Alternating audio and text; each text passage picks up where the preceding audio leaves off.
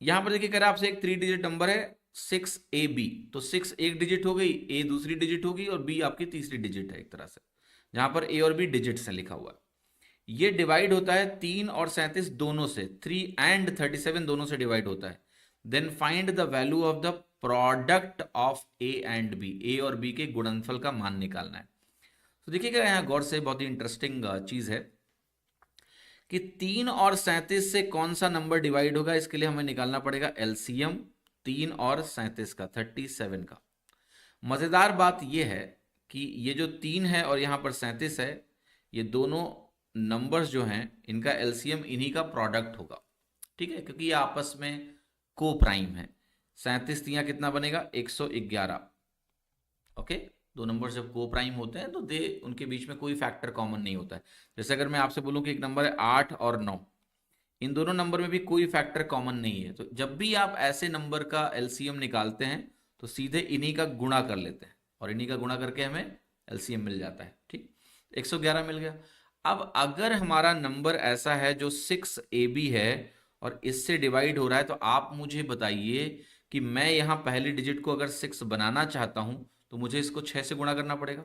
और अगर मैं इसको 6 से गुणा करूंगा इस नंबर को, तो आप बताओ क्या मिलेगा मुझे, 666। और कोई नंबर ऐसा नहीं हो सकता जो 6 से शुरू हो और 111 से डिवाइड होता हो, नॉट पॉसिबल। इमीडिएटली आप ये बोलेंगे कि ए और बी की वैल्यू कितनी हो गई, 6 हो गई। और ए और बी अगर 6 हो गया तो एक चीज मुझे और बताइए आप कि ए इंटू बी कितना हो गया। आप कहोगे ए इंटू बी का प्रोडक्ट हो गया 36, आंसर आ गया सी।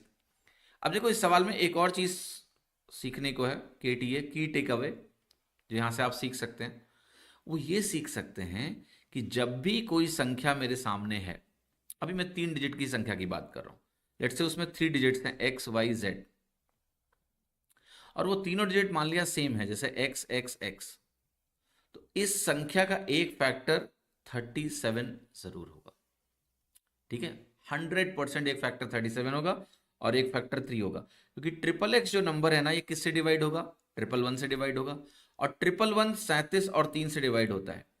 तो ध्यान रखना कभी भी एग्जाम में कि अगर कोई संख्या ऐसी आपके सामने मैं लिख दूं, मान लिया 999, तो ये 999 संख्या 37 से डिवाइड हो जाएगी, इट इज डिविजिबल बाई 37।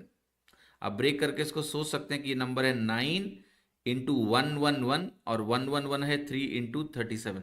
तो आपको कई बार डिवीजन में हेल्प मिलेगी इस बात को जानने से कि जब एक संख्या 3 अंकों की हो, सारी डिजिट्स सेम हो, तो वो संख्या जो होती है वो 37 से